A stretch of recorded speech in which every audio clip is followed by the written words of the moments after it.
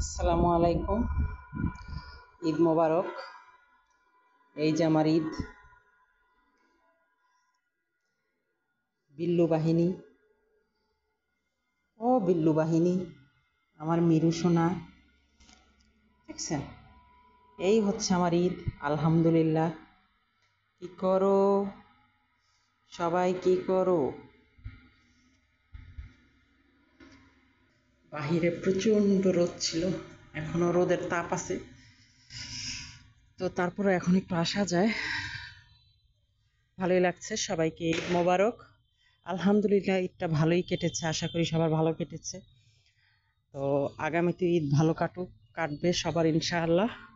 সবার জন্য অনেক অনেক দোয়া রইল। আমার জন্য একটু দোয়া করবেন, আমার বিল্লু বাহিনীর গুলোর জন্য দোয়া করবেন। আমার বিল্লু বাহিনী 2টা বিড়াল বাচ্চা দিয়েছে, তো ইনশাআল্লাহ বাচ্চাগুলো আপনাদের সাথে শেয়ার করব। খুব ছোট তো, তাই ভিডিও করা যায় না, বা আমি সামনে তেমন একটা যাই না। ওদেরকে ওদের মতো রাখছি। আর রোদ্রে, প্রচণ্ড রোদ্রে পানি দিলেও ফুলগুলো কেমন হয়ে যাচ্ছে। তো রোজা একটু সমস্যা হয়েছে পানি দিতে, ইনশাআল্লাহ দিব।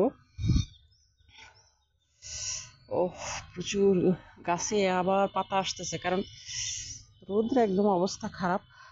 পুঁইশাকের বিচি ফেলছিলাম, সেই পুঁইশাকের বিচিগুলো থেকে আবার এই যে হচ্ছে। আগে এখানে পুঁই গাছ ছিল। আর এই আমার এই ডালিম গাছটাতে আজীবন আমি ফুলই দেখে গেলাম, ডালিম আর দেখতেছি না।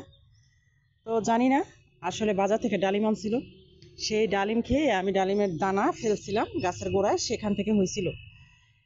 বছরের পর বছর যাচ্ছে, আশায় আছি যে গাছ থেকে কিছু একটা ফল হবে বা দেখব। এটা আসলে আনন্দ আর কি। নিজে কিছু করা থেকে যে একটা আনন্দ, সেটাই। রোদের তাপ এখনো আছে, আলহামদুলিল্লাহ। আরমুজ যেটাকে বলে, আপনারা কি বলেন? অনেকে পাইনাল বলে, আরমুজ বলে। এই যে ফল আসছে আলহামদুলিল্লাহ। এই গাছের ফল গতবারও খেয়েছি। এই যে ফুল আসছে, ফল আসছে। বড় হলে দেখা যাবে আর কি কি অবস্থা। পানি দিতে হবে, একবারে শুকিয়ে কাঠ। অথচ গতকালকে পানি দেওয়া হয়েছে, এত রোদ এত তাপ সারাদিনের যে তেমন একটা আসে নাই, শুধু এক জায়গায় ফলেরই আসছে দেখা যাচ্ছে। তো আলহামদুলিল্লাহ, আলহামদুলিল্লাহ, আলহামদুলিল্লাহ।